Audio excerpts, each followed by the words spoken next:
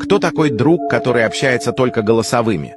У каждого есть такой друг ёблан, который общается только голосовыми. Иногда кажется, что эта макака вообще не умеет писать. Ты ему пишешь «заебал», «напиши текстом», «я не могу слушать». А в ответ 3 новых голосовых от этого додика. Он может прислать минутное голосовое, в котором всего одно слово, а остальное время — это молчание, шорохи или невнятное мычание. И тебе, как ёблану, приходится по несколько раз подносить телефон к уху, пытаясь расслышать, что там бубнит этот огрызок.